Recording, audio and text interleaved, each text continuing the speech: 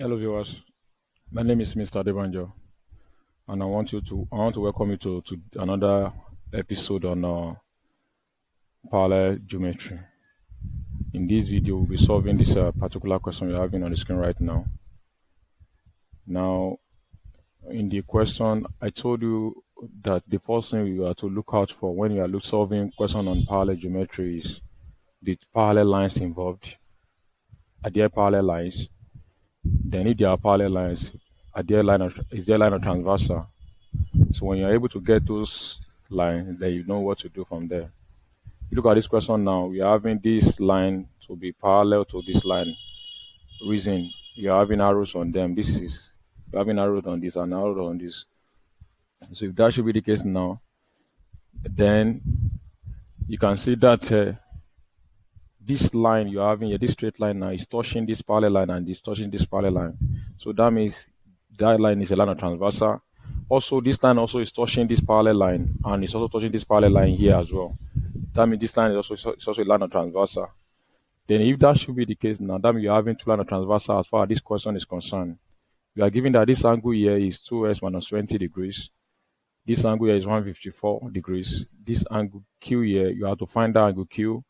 You have to find angle Y. You have to find angle Z. Then you are given this angle here as 4s minus 88. Then if that should be the case now, there's need for us to first of all find the value of our x so that you can know the total angle that is here and we can also know the total angle that is here because we don't know yet. And how do we do that?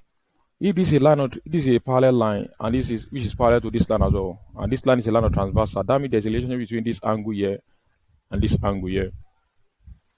I hope you understand what I'm trying to say. There's a relation between this angle 2s minus 20 and angle 4s minus 88. What is the relationship? If you have been following us since the beginning of this topic, it's called that this angle here and this angle here, they are what? They are alternate angles. I told you how you can find alternate angle in between when you're having parallel lines. Alternate angle forms something like Z, Z, Z. You can see that this angle here is equal to this angle, the alternate angle. And that what we're having here, that 2s minus 20, which belongs to this angle, is equals to 4s minus 88, which belongs to this angle. Then reason being that alternate angle. Then from there you can collect like times to find your x. Bring your 4s to this side, you have 2s minus 4s equals to minus 88 you have left at this side. Bring this minus 20 here, it become plus 20. So that means you have minus 2x, sorry, you have 2x minus 4x, that will give us minus 2x equals to 8 minus 88 plus 20, that will give us minus 68. And if you divide both sides by minus 2, that will give us s to be 34. It means our s is 34. Then if you can put that x here and simplify the total angle here, you will get the angle that is here. So you have 2 times 34, that will give us 68. Then 68 minus 20, that will give us 48. That means this angle here is 48 degrees. Also, this angle here is also 48 degrees.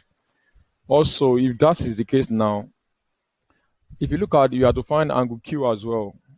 You can see that the angle that is left here, the remaining small angle that is here, and this angle 154, they are on the straight line.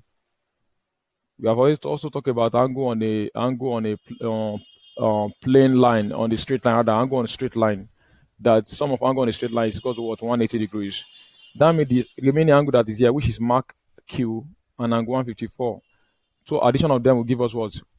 180. Reason angle on a what? Straight line. And now we are having here that Q plus 154 equals to 180 degrees. Angle on a straight line. From there you can find our Q to be 180 minus 154. That gives us 26 as Q. Then if our Q is 26, also there's a relation between this angle that is at Q here and this angle Z. There's a relation between this angle Z and angle Q. They are both also alternate what angles? Alternate angles. This is Z. This is Z like this, then like this. So this angle here is alternate to this angle. So that means angle Z is also what? 26 degrees. Reason alternate angles. Then you have gotten that. You can now find our Y. There are ways in which you can find this angle Y.